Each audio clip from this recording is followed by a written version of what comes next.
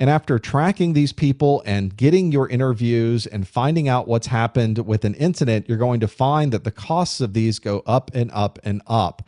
You may have seen sometimes when you're reading some of our trade magazines that a company said that we had a breach and it cost this much money. And what they've done is compiled not just the financial impact of that event itself, but they've also calculated in how long did it take us to research this, how many people were involved, how many man hours were spent on this. All of these resources cost money.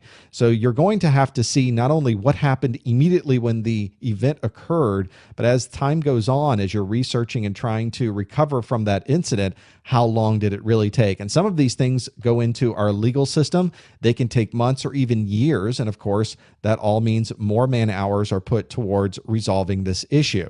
These can have an impact on the bottom line. Somebody can steal money from your organization. That's obviously something that would impact what resources your company might have. But that bottom line view can be also very wide ranging. You also have people that are spending time on the back end trying to piece together what happened that could be doing other things that would make your organization more money. So you have to do some interesting calculations over these man hours and what you're doing. Try to be as accurate as possible, because if you find the person who created this financial issue for your organization, they may be required to pay you restitution. So you may have to provide the courts with exactly how much money we believe this particular incident cost us, and we're going to have someone pay us back for all of this time. One of the challenges we have as a security professional is making sure that when an incident occurs that we're able to minimize the amount of damage or minimize the amount of loss that has occurred. If somebody was to steal a laptop, maybe we're only concerned about the hardware cost of the laptop because we have encryption of the entire hard drive on that laptop. So that changes how much damage or how much loss we're really having over that incident. This does need to be part of your response policy, though, is what do you do?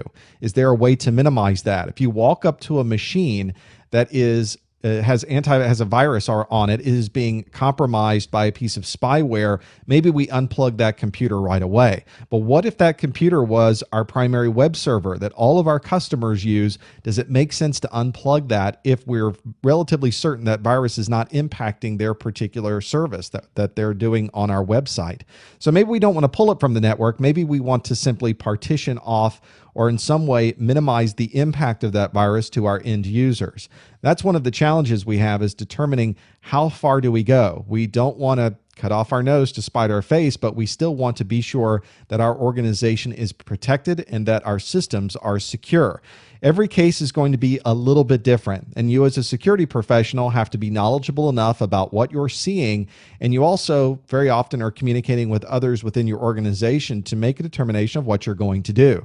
Do we turn this computer off? Do we unplug it? Do we capture the hard drive information? Do we put a replacement in place?